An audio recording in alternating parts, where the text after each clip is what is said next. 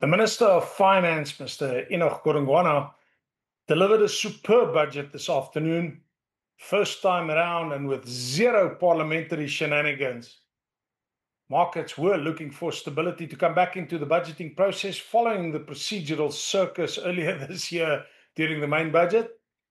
Markets were specifically looking for updates on the revenue numbers during what is clearly a very positive period for the fiscus. Finality on tax hikes and whether the terrible VAT hike plan has been shelved, and updates on National Treasury's view and agreement with the Reserve Bank's push for a fixed and significantly lower inflation target. Good evening. I'm George Herman, Chief Investment Officer at Citadel Asset Management. To unpack this and much more from today's medium-term budget policy statement, I'm joined by Vincent Masaloke, fixed income portfolio manager and a 30-year veteran of the South African bond and FX markets. Good evening, Vince.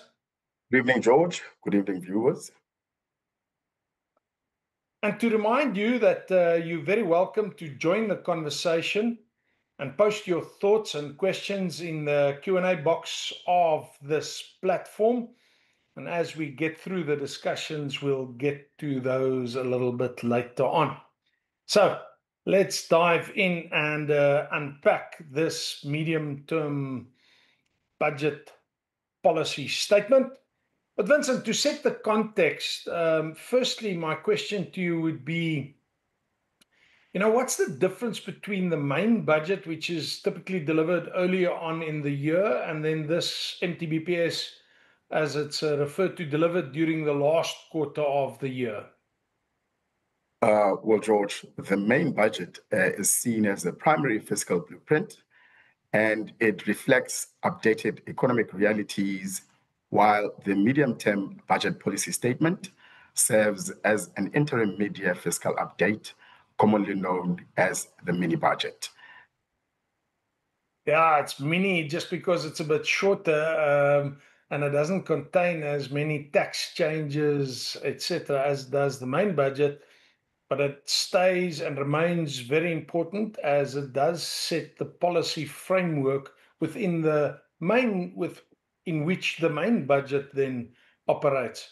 So that's why these two go hand in glove. But then, to understand the economic context within which we are experiencing these budgets right now, let's go back a little bit, Vinny, and remind us of the economic growth trajectory, firstly as projected by the various budgets and how it panned out, everything between 2024 and the outlook out to 2027. How did it change and through the time, and how they saw things developing? I think the important thing to note here, George, is that there has been a gradual downward revision across the board from the different years. And I'll try and paint a picture and try and just put the numbers behind that. For instance, the 2024 medium-term budget policy statement, the estimated number, real GDP growth number for 2024 was 1.1% and 1.7% for both 2025 and 2026, and 1.9% was estimated for 2027.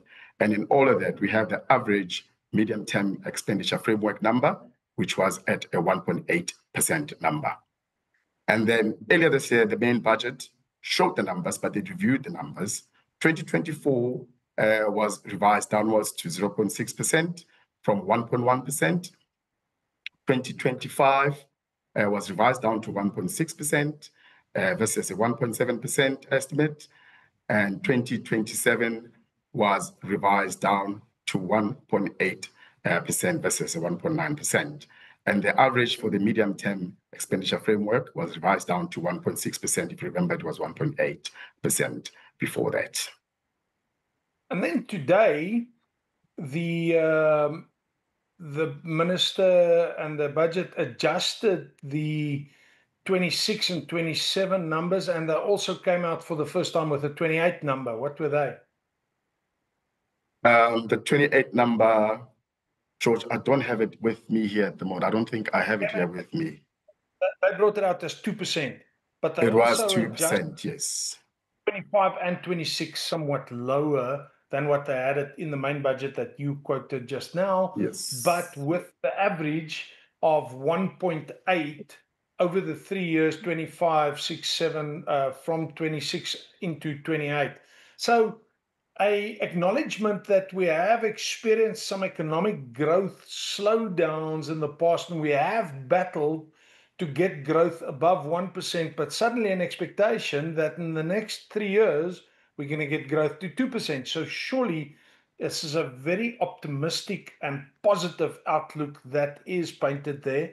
But considering the global economic backdrop right now, not an entirely unwarranted expectation whatsoever.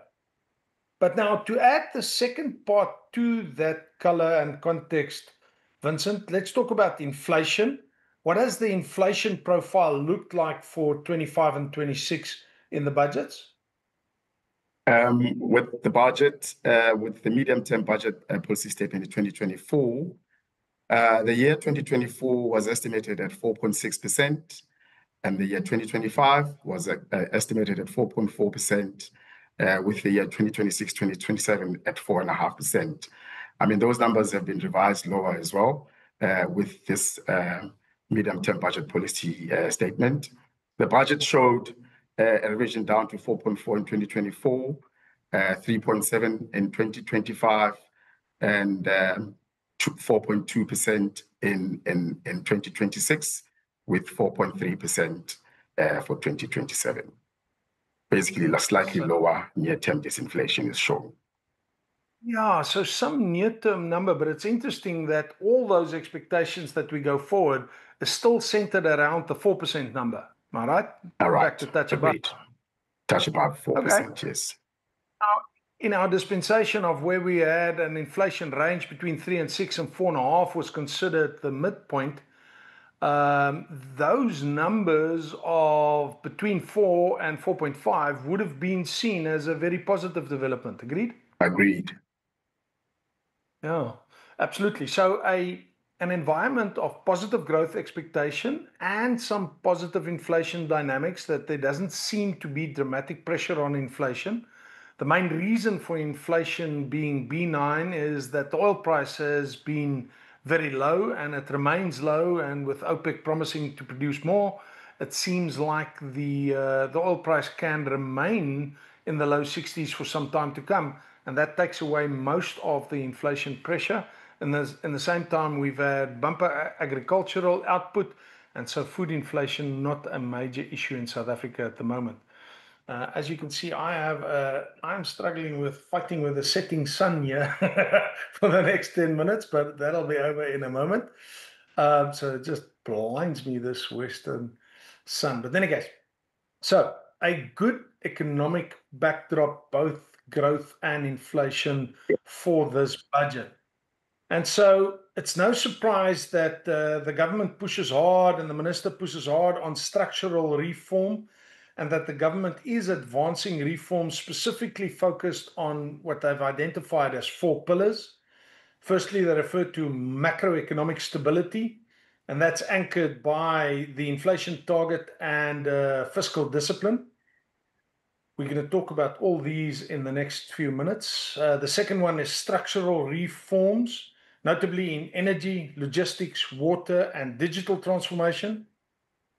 Thirdly, in building state capacity, including payroll integrity, procurement transparency, and municipal utility reform. These are kind of the places where things always went wrong in the last couple of years, so they're clearly trying to fix that.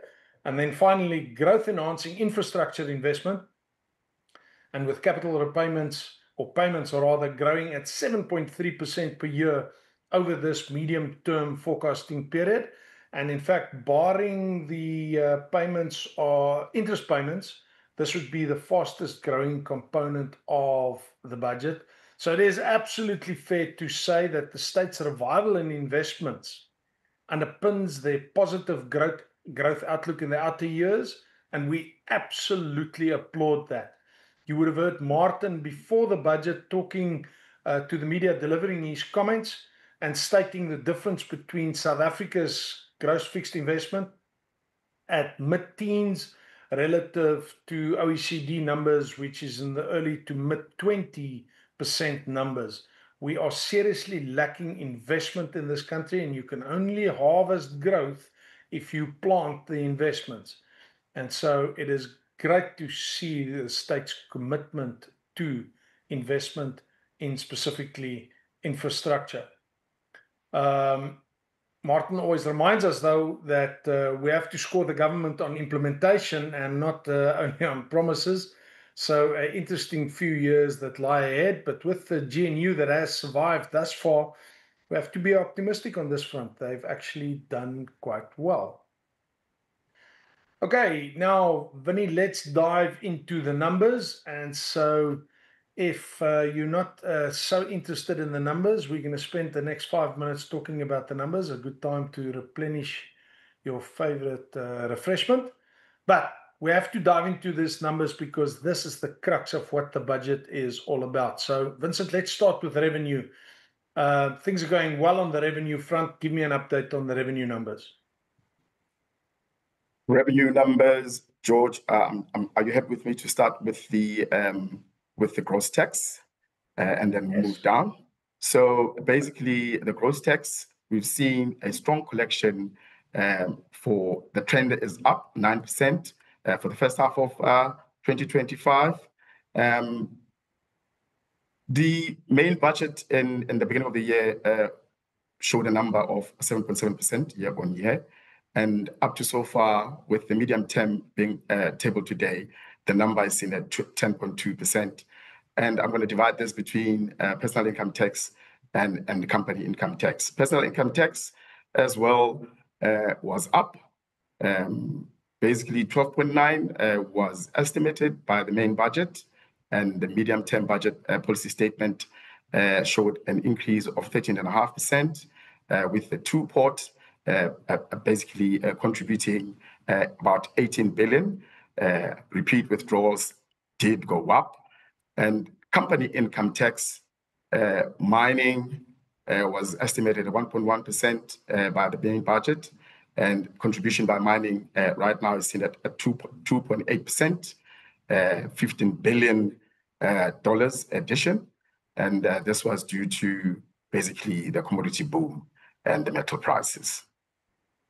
Just repeat that, 15 or 50 billion, and why dollars, or is it rands? It's 15 billion rands basically in gold. It's basically yes, okay. Yes.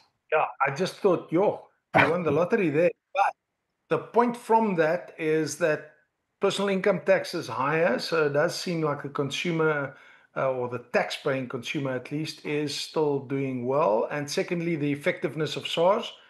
SARS is at the very most efficient, which is good from a fiscal perspective.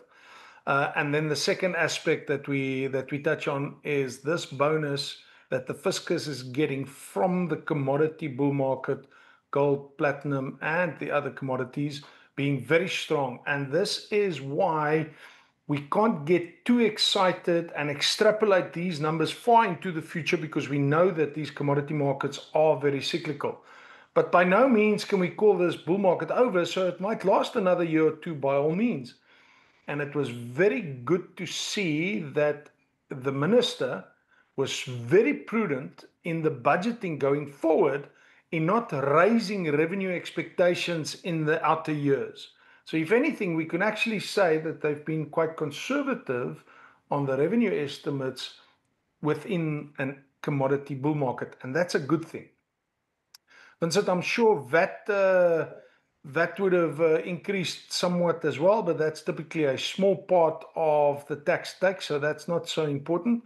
But overall, what was the overall revenue overshoot this far for the tax year? It's in excess of 20 billion rands, George. And I mean, they expect it to be to a maximum of 45 billion by the financial year end.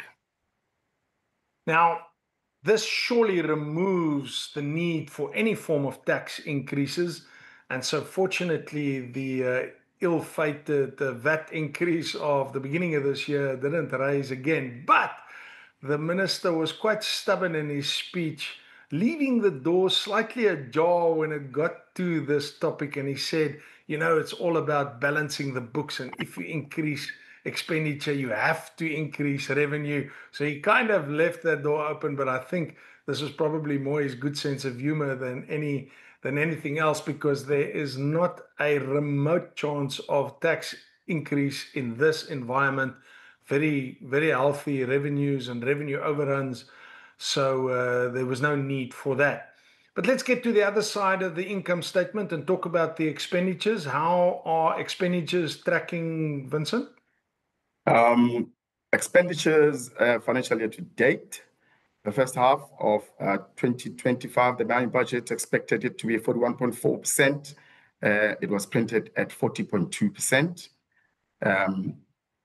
Basically, there's been a restraint and an underspend in an expenditure. There's been underspending across departments. If you look at the main budget, 2 to 3% was expected. Excuse me. And then the medium-term budget showed a 2.5 to 3.5%, basically about 12 billion. So there's been a positive, it has been positive for the deficit because there's been an underspend across the various departments, which include education, health, water affairs. Spending has been cut there. Yep, that's a double-edged sword, because from a budgeting perspective, that's a great thing if you run lower on expenditures. But if you're the government and you have a budget to spend on policing, healthcare, and education, and you don't spend it, you're not doing your work, and you are removing stimulus to the economy. In fact, you become a drag to the economy. So the negative of the underspending in the budget is that it undermines that positive growth trajectory that we spoke about earlier. And so this goes back to that fourth pillar of, in fact, the third pillar of ensuring government efficiency. This is so important. This underspending is not a good thing whatsoever. The other area which is bad is that some VAT refunds have not been paid out yet, quite a large number of that. And that's naughty because it bolsters the income number in this tax year, but we know that that number needs to go out at some stage. So two little small negatives maybe there inside the numbers, but from an income and expenditure perspective, very good balance this year of increased revenue and lower expenditure, and hence a easily balanced budget at this point in time. And so the minister does not waste time to hammer the drum on fiscal consolidation.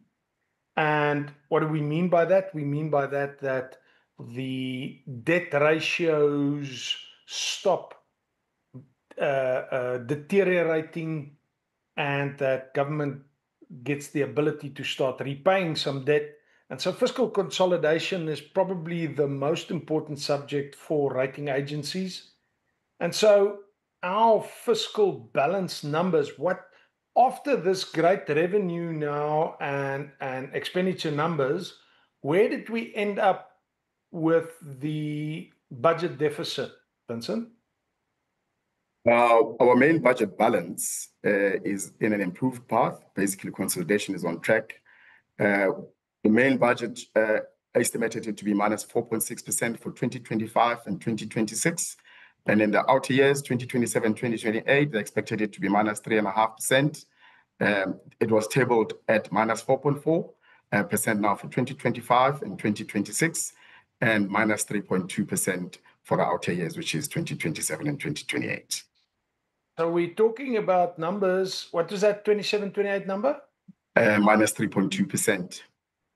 So we're talking about what we had in the Fed budget, well, the first budget of this year, whichever month it was delivered, was that the budget deficit was 4.6%. And Yep. we're talking about that budget deficit being 3.2% in 2 years from now. That is a very, very positive improvement in the overall fiscal health, and hence the fiscal consolidation.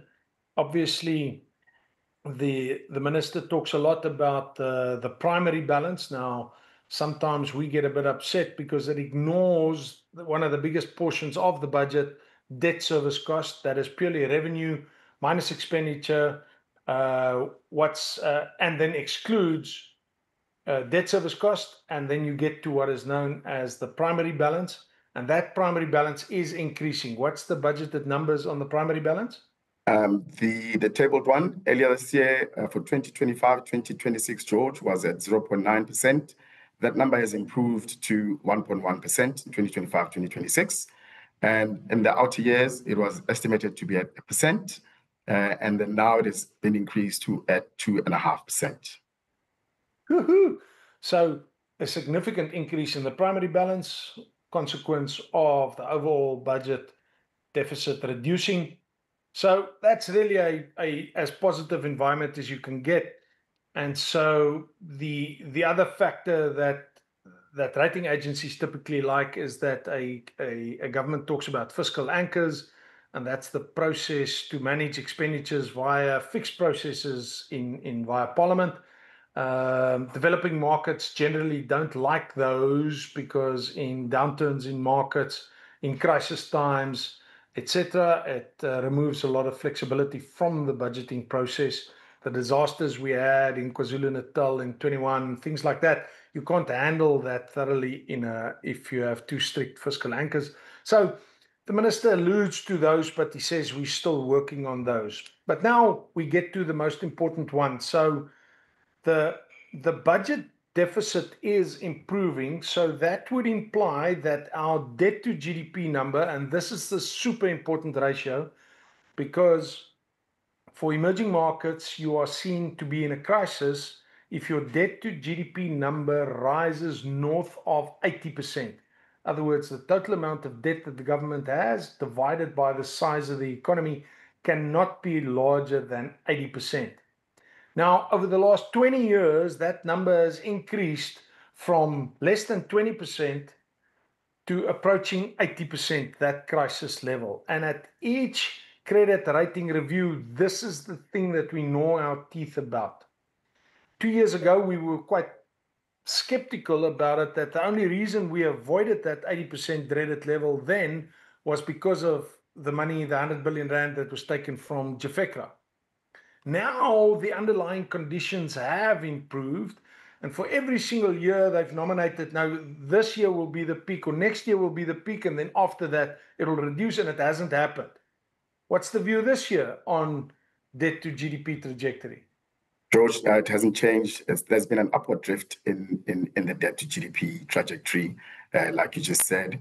The main budget in Feb or earlier this year, basically 2024, 2025, it was seen at 74.7%, and the peak was seen at 77.4%, which was expected to be this current year, which is 2025, and then they expected it to stabilize in the out years. And with the medium-term budgeting policy statement, 2024-2025, debt to GDP numbers are shown at 75.2%, and for 2025-2026, it's seen at 77.9%, and they expect it to peak at around 78.1% in the out years, which is 2027, 2028, and then stabilize lower after that. Okay, so let's be fair. Let's take both sides of this. They've said the same thing for 20 years, that it'll be the peak this year and then it'll reduce, and it hasn't happened. But this year, the dynamics of both the revenue and the expenditures are so positive that it actually looks like they can achieve that. Yeah. And for now, they are stating that peak looks like 77.9, if I heard you right, and then to reduce from next year on. So I'm going to keep Minister Godongwana to this, because this will be his defining moment. If he gets this right, this will be a major turning point for South Africa. So it's super crucial. We can show you that graph. It looks like a flower arrangement where every year it's called to be lower in the future, and then every year it's just adjusted higher and higher. It's like a funny graph. In any case, so debt to GDP, an important turning point, and we're going to come back to that in a moment's time, Vincent. But before we do, We now put all of this together. The money, the government receives revenue. It makes expenditures. They expend more than what they receive always. That's why there's a budget deficit. That budget deficit is budgeted now to be at 4.2 and reducing somewhat, getting smaller as we go forward. And then the difference between those two numbers, that 4.2%, the government has to go and finance in the bond market. And so what does this whole financing strategy funding environment look like? My guess is if all these trajectories are improving, the funding environment should be looking pretty positive right now. George, you could say that because they did announce today that they're going to be funding less in the fixed income space. So they'll reduce the funding by 750 million every week. So basically, there's no need for further cash going forward because of the improved matrices. So to place this in context, our debt service cost is in excess of R1 billion a day. And here you see it that the debt issuance is reduced by 750 billion per week. So that's a large reduction of government debt that comes to the market. Very positive development. I was very surprised, Vincent, about JAFECRA. Just to remind viewers, the Global Foreign Exchange Contingency Reserve Account. We spent so much time about it 2 years ago when for the first time government monetized this. This is essentially the profit that is on the Reserve Bank's books on the reserves that they hold. Reserves meaning is mostly hard currency, most of which is dollars and gold. And with the gold price running as hard as it has, those reserves are now worth a lot more. So in essence, they said, well, we put that money in, we can take the profit out. We agree with that.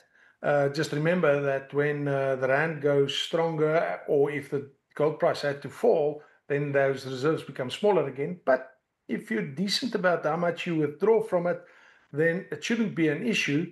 Now, they withdrew 150 billion at the time. They took 100 billion right up front, and then 25 billion over the next 2 years, of which was this year was one of those 25 billion rand tranches. But in the budget, when I listened to the budget, I heard the minister say 31 billion. So I thought, okay, he increased the 25 to 31, and I thought that was peculiar because that's a peculiar number to raise it to 6 billion. Big deal. You don't really need it. But then in the numbers, it comes out that he didn't raise it by 6 from 25 to 31. He raised it by 31 to 56 billion. So really cashing in on this gold run and taking the cash out of the reserves. But my minor criticism or concern here is that you take out 56 billion from reserves in a time where everything's going well for you. Why? And so my question to you is, Vincent, where's that money going? And we'll go back to that in a moment, because I felt, if I had to be critical, that there was a little bit too much taken out of JAFECRA, I must say. That concerns me. Do you want to add anything about JAFECRA? I agree, George. I mean, the analysts in the market, it took the market by surprise, basically, where the market expected it to be 25 billion going forward, including the out years. So this increase in the drawdown in JAFECRA took the market by surprise. Yeah, so so all this other stuff, the funding requirement being reduced, all of that's positive, but now a chunk of that is due to JAFECRA, which kind of makes it feels a little bit synthetic, because you are selling the silverware to pay for groceries, which is never a good strategy. Any case, let's move to the most interesting tidbit of the day. We've had a lot of politics between the Minister and National Treasury on the one side, and the Reserve Bank and Governor Kganyago on the other side over the last few months regarding the inflation target. What happened with the inflation target today, Vinny? Today, we could say that the minister came to the party after the governor of the Reserve Bank basically jawboned him earlier on in the year when he announced a 3% before they had a discussion. So the compromise, we could see it they came back and then they said, well, we agree on that, but then they pegged it at between 2% and 4%. So we could say that it aligns the fiscal and with the monetary policy in seeing them agreeing on something, at least in principle. Now, that is undoubtedly the news of the day because that was not finalized before. Also, it's the first that we've heard about the 1% tolerance band. So in essence, now we have moved from a 3 to 6 band to a 2 to 4 2 band. to 4 band, yes. Yeah, which is very different. But it's a good thing that he's included that because in the next 2 years, they'll battle to get inflation sub 4 and definitely battle to get it to 3. And then this all might look like a joke. But if with the 1% tolerance band, there's a high probability that they nudge it to just under 3%, under 4%, and then it is within that band. So that's a good thing. But I mean, this is super positive in the long term because if they achieve this, then funding costs for government, which is their largest expenditure item, reduces dramatically. The governor cited that number as worth 300 billion rand if we achieve this. And also the minister today indicated that they put this on a glide path of 2 years to get towards this target. So they're not overzealous in getting it there because then on the other hand, the interest rate markets were nervous that if the Reserve Bank pushes too hard to get inflation to 3, they might keep interest rates too high and choke off the economy. So the fact that they put it on a 2-year flight path has eased expectations out of interest rates. And so we can probably expect the Reserve Bank to cut interest rates a touch faster than you would have if you placed a 3% target in inflation once off immediately. So there's a couple of good things in there. There's also a little bit of problematic situation in there or a short-term problem in there because if you now have a lower inflation embedded into the economy, and so South Africa, so now we get the inflation rate down to 3.5% positive outcome. And we get the minister's positive outlook on growth in the next 2 years and we get to 2% economic growth. That means we get nominal GDP growth, inflation plus real growth to 5.5%.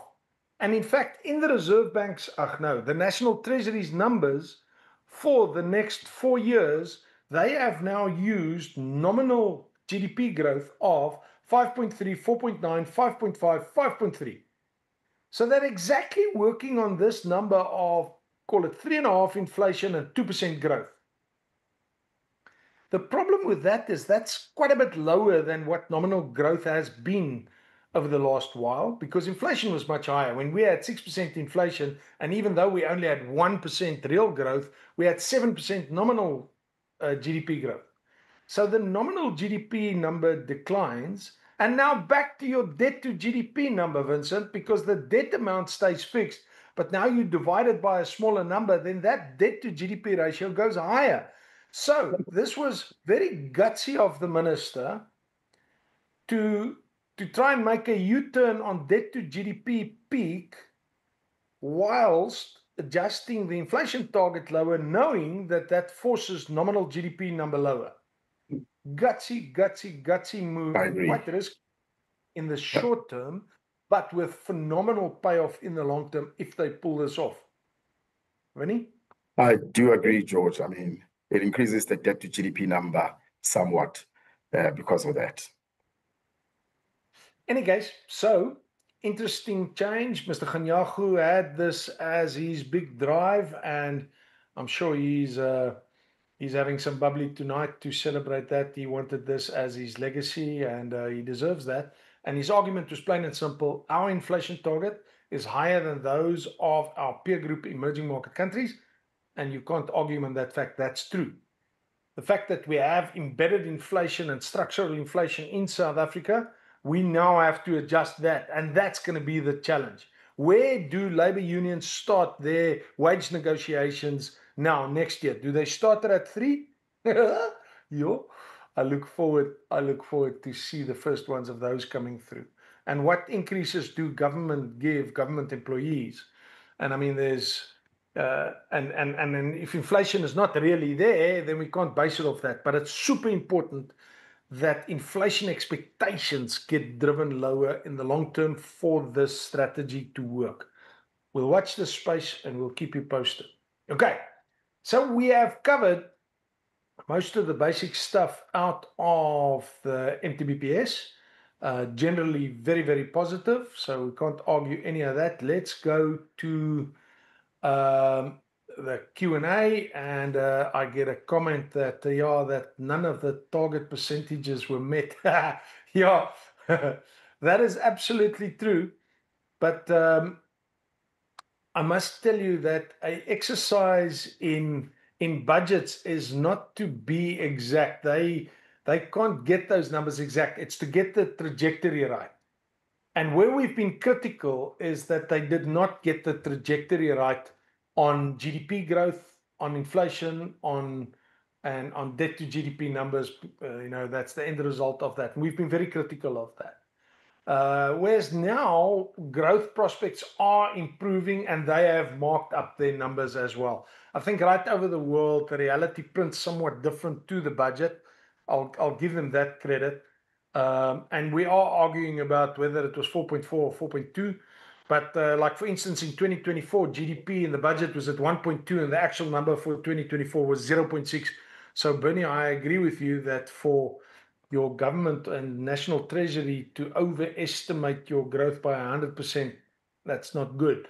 But it's because our growth is so small, such a small number, a 1% number, that the deviances are enormous. If these arguments were around 3% and we grew 2.5 instead of 3, then it would have been a moot point. So we just state every single day in every circumstance that the government needs to work to drive growth higher. All the problems in this country, unemployment, debt issues, you name it, gets better if we grow at a higher and faster rate. And that is the issue that we have to drive in South Africa. There's no other comments and questions on the pad right now. So, Vinny, let's continue. I want to touch on some risks and uncertainties. This has unequivocally been a positive budget, so I don't want to detract from that. But we never go into anything financial with rose-tinted glasses. We'll always try and identify the risks or uncertainties. I think the first one I identified is that we are in an era of greater global uncertainty than we have been for quite some time for various reasons. And what did impress me is that this budget contained more scenarios. National Treasury always prepares scenarios of how economic growth will pan out into the future. And in fact, this time around, they had 4 scenarios. They had the basic scenario, a scenario of where things go great globally, where things go badly globally, and where things go great domestically as well. And those outcomes in 2027 varies for GDP growth in 2028. And those 4 scenarios vary between 1.5% economic growth and 3.5% economic growth. So that's kind of a mind bender, is that they expect the worst case scenario over the next 3 years to be that we'll grow at 1.5, which would be the best growth rate we've seen in a decade. And they see the best case scenario at 3.5, which is the number we've been praying for such a long time. So clearly some optimism in there. And so this is sweet and sour, seeing the more scenarios being analyzed. Vincent, my main bugbear, risk, uncertainty for many years have been contingent liabilities and the further assistance to state-owned enterprises. It's been the bugbear of government finances for the last decade at least. Tell me, in this budget, what came out for Eskom, Transnet, and Road Accident Fund? George, Eskom, the Eskom risk has improved because they have not increased the amount of money that they committed on in the main budget, which was 80 billion rands, which was a final number. It's still the same number. So let's just bite that cockroach and handle it. The government is still giving Eskom 8 80 billion rand this year. The only reason why this is a positive, it was budgeted for before, And it's but not that is increasing. still. And how much are they budgeting the next year? Well, next year it's stable. They Zero. said it's a finance zero, so they said nothing. Zero. Okay. So the good news in there is that theoretically, this 80 billion we're giving Eskom now is the last one. Well, anybody who's teenage child will know about when your kid finishes varsity that you think it's the last one. Well, I'll be keen to see whether this payment to Eskom is the last one. But for now, in the budget, it's the last one. So, and they didn't put anything new there. So we take that as good news for now. Next. Transnet, there's been a slight increase. The budgeted number in the main budget was 47 billion. They've committed 50 billion now, which is about 3 billion higher. Yeah. A little 3 billion added there, but don't forget about it. That's 50 billion. So it's 130 billion this year that's being poured into, and we know we're not getting anything new for it. It's essentially settling old stuff, 130 billion. So that's horrible. But what's the issue with contingent liabilities at Transnet? Basically, claims are going up. Oh, sorry, this is RAF. Okay, but just to wrap up on Transnet, in this budget, they did accept further contingent liabilities on Transnet. So the contingent liabilities on Transnet have increased. So it's always my bugbear. And we'll go dig deep onto the terms of those, when and what are the triggers, because I've said they might as well change the name of that from contingent liabilities to debt certainties 2 years from now. But in any case, separate story. So they have increased that. And the next black hole that we've been facing over the last couple of years has been road accident fund. Yes. 200 billion was budgeted for, and it has been increased to 220 billion. And the claims have gone up. 220. So they've increased the allocation by 20 billion. 20 billion. So if you want to know why suddenly an additional 31 billion was needed out of Jafekra, well, it's just been taken up by Road Accident Fund, and Transnet has taken up the biggest chunk of that right there and then. So we did sell reserves to throw money into Transnet and Road Accident Fund. That is not pretty. And then we know in that queue, we still have Denel, the Land Bank, Sunroll, any case. So you will keep tabs on those contingent liabilities, and come the budget early next year, we'll make sure that we keep the minister to his own promises. And just to add on to that, George, there was no mention of the NHI this time around, and the SDR grants as well. So the budget, the policy statement was quiet on those two as well.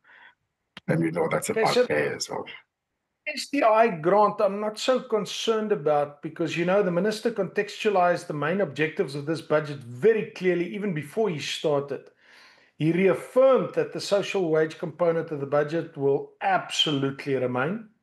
Approximately 60% of the consolidated non-interest spending over the next 3 years is allocated to the social wage, and that supports low-income and vulnerable households through education, health, and social protection. So this should ensure support by a large proportion of the population and thus keep social risks intact. And so I'm not too worried about that, because it's kind of a constant and we know they're going to make it permanent. Fair point. But you are about the fact that they're silent about NHI is probably a bit naughty, because, I mean, that ball is rolling. And you ask the Minister of Health about it, then it's a sure thing, but there's not a cent in the budget for it. So something's not gelling there. And so that's something to look out for in the main budget, will be a big thing. I think in mitigation of some of these risks that we've cited is that government is maintaining a very prudent fiscal stance. They are strengthening oversight of guarantees and implementing reforms to improve efficiency and reduce waste. The fiscal framework is designed to be resilient to shocks, with contingency reserves and ongoing reviews of spending and revenue. So, you know, we have to acknowledge that there are some good things being done to counterbalance these risks. That's great. And some of the benefit that we've seen of this, Vinny, is that we've been taken off the grey list recently. Yes, we have. Been a good thing. And so now there's an expectation for possible ratings upgrade, because we are seeing S&P has South Africa on a positive outlook, and they typically like to resolve either way a positive or negative outlook within a year. And so that next update is coming Friday. So there's a lot of positivity considering all of these positive dynamics and off the grey list for ratings upgrade. What do you think?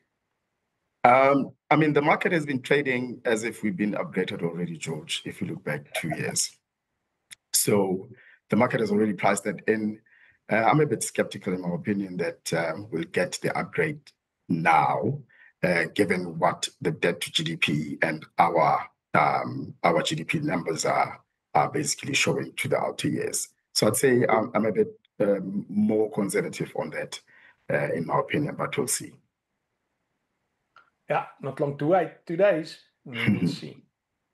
As you quite rightly say, it's probably priced in.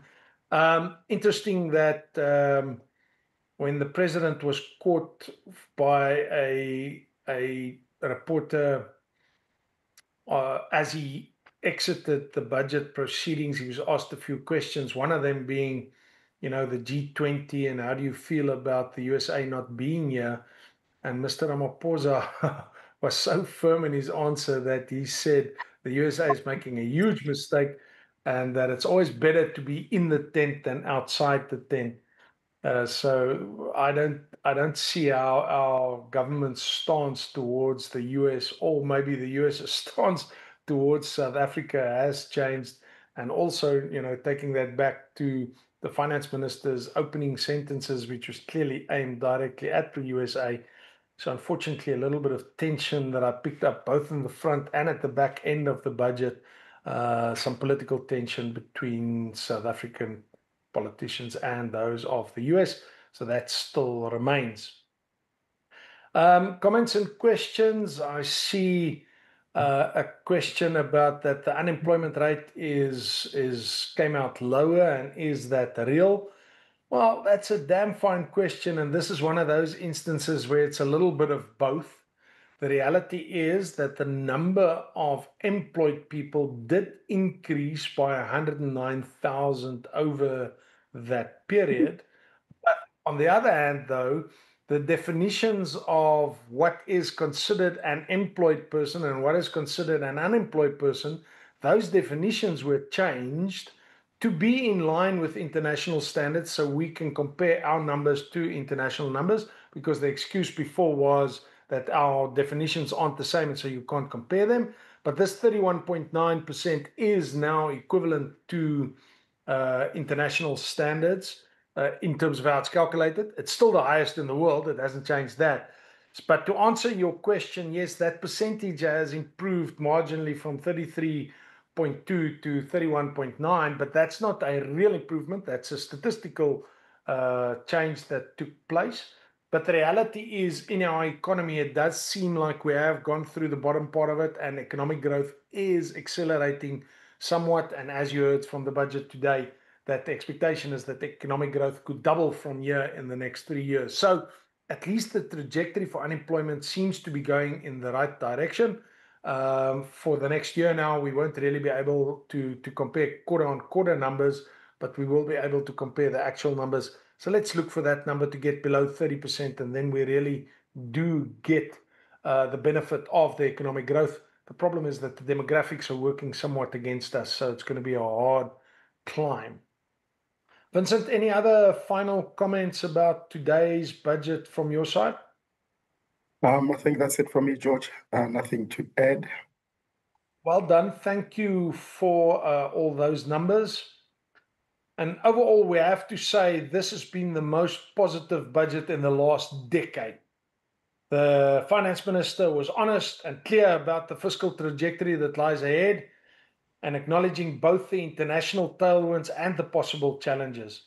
The current environment is very supportive thanks to revenue windfalls, and the lag in expenditures might make the budget look great, but it places a huge dampener on economic growth and the positive assumptions for future growth numbers. He also takes the burden of a lower nominal GDP, which places upward pressure on that debt to GDP ratio, but knowing that it carries this huge long-term benefit if the lower inflation target is indeed achieved.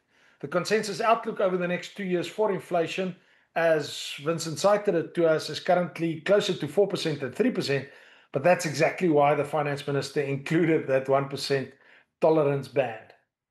The past year has been South Africa's year in terms of financial markets, with brilliant performance from equities, bonds, and the rand. There's nothing in this budget that places any of that positive narrative under pressure, and it's thus no surprise that all three of those markets reacted very strongly and positive to today's medium-term budget policy statement. This Christmas party in the South African markets, however, needs to be approached with care, as all three of these assets are fully valued right now and would require sustained positive developments to drive further appreciation. At Citadel, it's our daily task to keep abreast of local and global developments in order to manage your hard-earned wealth, and I assure you we'll keep on doing exactly that. At this point, I see some questions popping in. I'm quickly going to check. What's the new view on jobs growth as a result of the budget? I don't think this budget, other than the positive expectations it has for economic growth, didn't address anything around jobs specifically. So let's just hang our hats on the higher economic growth number, that positive upside scenario of 3.5, but the number that's in the budget for 2% in 2028, 27, 28. Let's hope that that's the number, and that will help the unemployment. In fact, Martin's analysis shows that, or Econometrics' analysis shows that at 2% economic growth, unemployment remains static. We need growth higher than 2% for unemployment to decrease. So that 2% number is nothing to celebrate, but it's a good start. Thank you very much for joining us, ladies and gentlemen. So from Vincent and myself and all the other Citadelians that serve you, we wish you a blessed end to 2025, and we look forward to do this all again with you in 2026. Goodbye.